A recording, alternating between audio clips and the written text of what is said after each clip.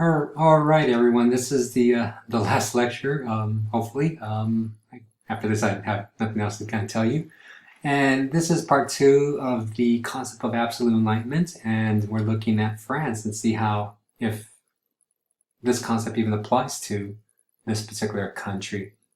Here you have a political cartoon right in the midst of the French Revolution with King Louis, the church, and the parliament. You know, you can kind of see them here. They're writing the lower class people, right?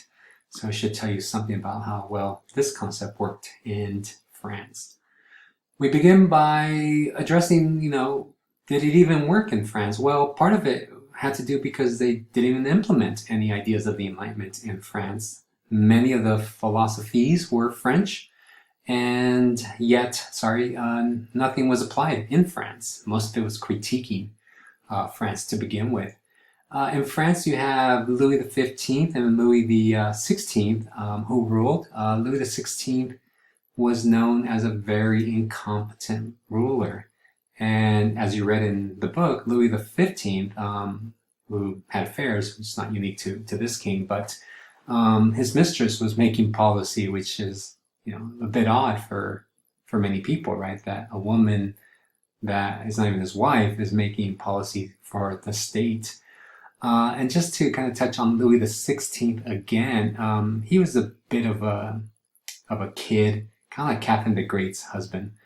They were both, they're very immature for their age. They'd rather be playing with toys and going out hunting than ruling a country, even though they came into the crown fairly young.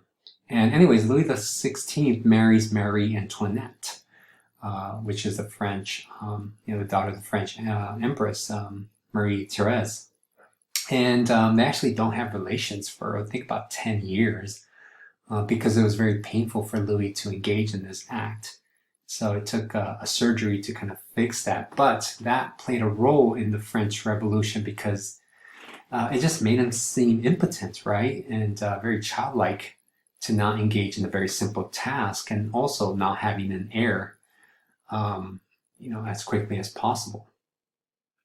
Some of the problems with France is that it was still kind of stuck in this kind of medieval government system. You had the first and second estate, which essentially controlled the majority of the country. At least they had the strongest voting bloc. And these are just the numbers of, how many people represent these bodies. As you can see, they're quite small. And then you had the third estate, which represented, the majority of the population. And this included, everything from the peasants, but also the bourgeois.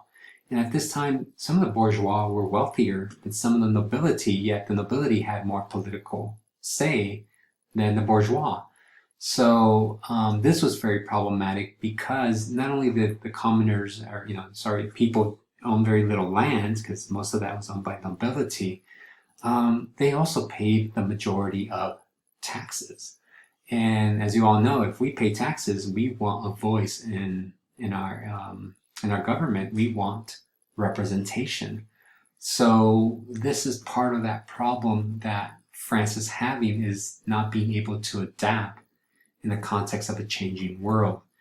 The Middle Ages were, 400 years apart from this period, at least when the Estate General was formed. And they're not developing, they're not evolving into a modern world. Some people still call it very kind of Middle Ages, all the way up to 1789. So the third estate paid the majority of the taxes during this era.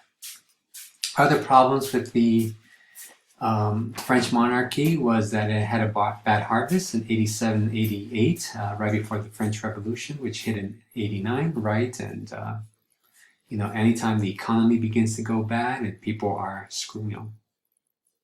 fighting for food, you're going to have a major political shift. And, we kind of saw that in 2008, and maybe we're seeing that right now with what's happening with not only the virus, but also the impact it's having on the market, right? A lot of people are going to lose their jobs and they're going to react. And this is exactly what was happening back then. about a third of the population was poor.